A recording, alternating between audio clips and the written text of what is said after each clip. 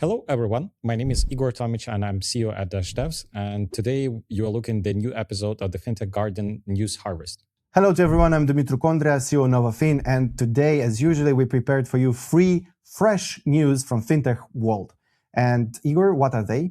The first one, I think it's a strategic one. I'm always eager to know what is happening with the big companies. And there are a lot of big names and they doing bold moves. And that sounds like the one. So Deutsche Börse acquired quite significant stake at Kraken exchange, which is wide known crypto exchange in the world.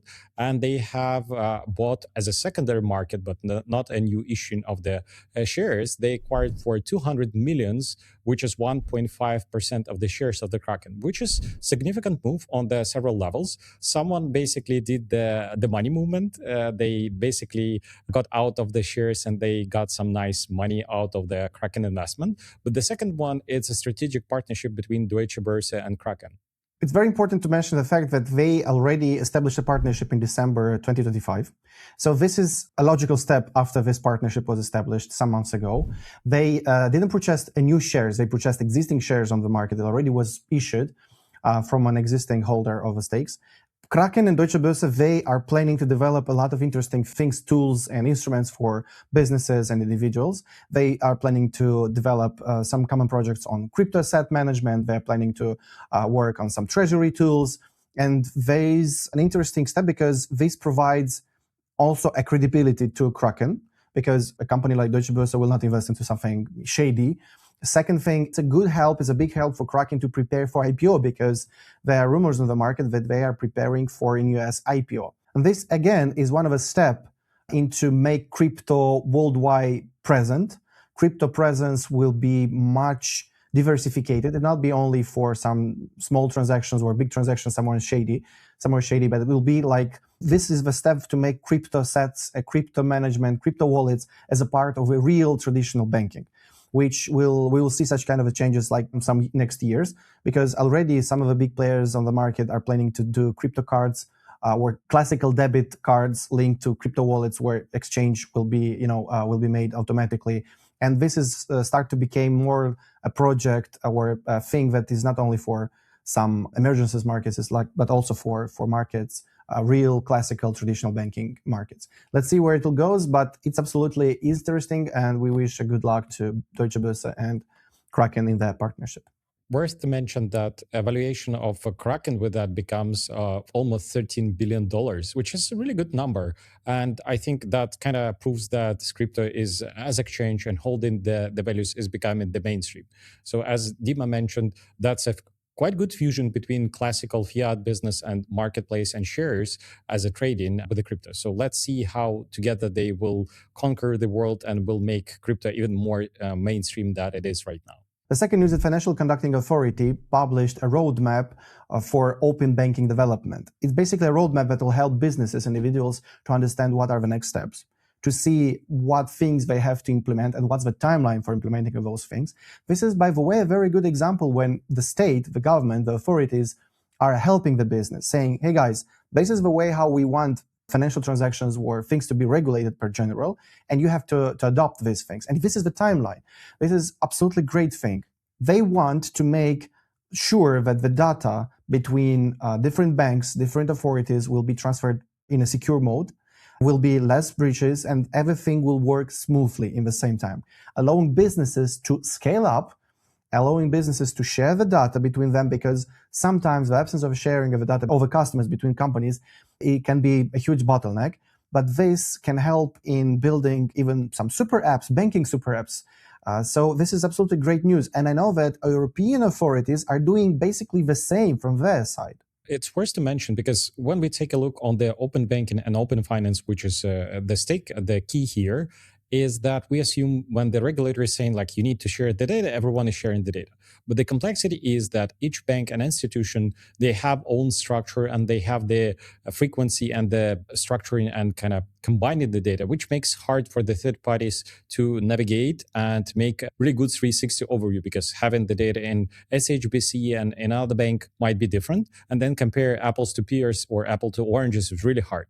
So Open Finance Standard is actually trying to remove the difference between structure and the data that those companies are exposing to their users. And that will help to provide a better financial overview or better analytics on the data that is shared. And it's not just about the transactions that you do on your cards, on your banking system. It also allows to aggregate the data for pensions, for investments, for insurances, which is essential because we live in a digital world when we have a lot of fingerprint doing online. And right now, certain data is really hard to read, really hard to share between different stakeholders, and eliminating those gates and structural differences will help fintechs or even banks to provide better products for their consumers.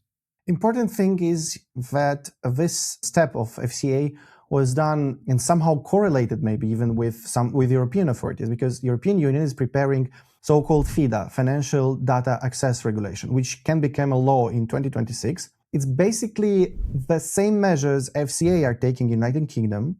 It will be two regulations from two sides, from European Union and United Kingdom, that basically will allow companies from both sides to work together inside European Union and with UK, or inside UK with countries from European Union.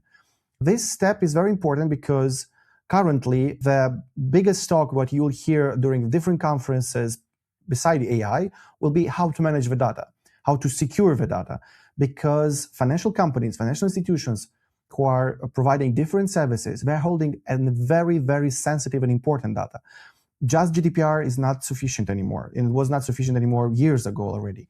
But such kind of a legislation will help companies to pay attention to this, will put the financial security, data security as a cornerstone for their products and for their compliance management. And with the same time, if everything will be regulated and all the steps will be respected, it means that the companies will be able to share the data much more easy. It's a little bit paradox that a regulation, when basically regulation means that you're in a frame, gives you new possibilities or new niches in the market. And here, this is the case when, with good regulations, a lot of the niche of open banking, the niche of developing product there will be in a boom for next years. And the last news for today, it's a great one. And we see the latest numbers for the Q1 2026. And it shows that the number of investment in the fintechs this year, if you compare it to the same period in 2025, grew up to 5%. But the trick is that the bulk number of the deals are going down. It means that VCs are investing more willingly into the proven business models and with the larger numbers. So it's kind of a good sign that the market is ramping up. But that's a question how the new startups or newcomers to the market will survive in this market where it's harder to raise the seed round, or even if you don't have the proven business model with the revenue generation. The same dynamic that happened in 25 is happening in this quarter, first quarter of 2026. This is not only about the fact that VCs are looking for something, more cautious, where they're looking to invest in something more precisely. It's about the fact that investing in already existing startups, investing in companies that are established, means that the market is already mature, means that the market is able to provide big changes, sustainable changes that will reshape or define the markets for next years. Because when a new market appears or a niche in the market appears, it has different stages. At the beginning, only freaks or super risky investors are going there, do the investments. After that came the period when already the companies who provided some good results, they start to attract classical investors. But at even this stage, it's quite risky. Exists a moment in the investment or in the market development, like it's today now with the fintech globally, when everything is understandable, regulations are aligned, so the innovation and regulations are aligned on the same level and provides the freedom and the framework for work, framework for activity. It gives the possibility now to sit, recalculate everything what was made correct or incorrect, and decide what are the major big steps. Some companies can decide to go to a new market. Some companies can decide to exit from markets. And this was, by the way, some news from our previous episodes. Or some companies can decide to do both and to come with new products inside of existing products. I don't know, transform it in a super app, or to provide some better services, or to provide some new features that were till that moment what was not present. This is a true signal that fintech market, per general, global, is very, very mature and stable. That's a great closing. I think if you would like to know more, please subscribe to our channel. You will be guided through the recent developments in the market and the industry itself, what is happening from the technology side, what is happening from the business side, so you wouldn't miss an ability to innovate and provide something new to the customers. Thank you for listening to us today. Please stay tuned, and we're looking forward to see you again. Thank you very much. Wishing you a very good end of the week. Stay tuned. Bye-bye.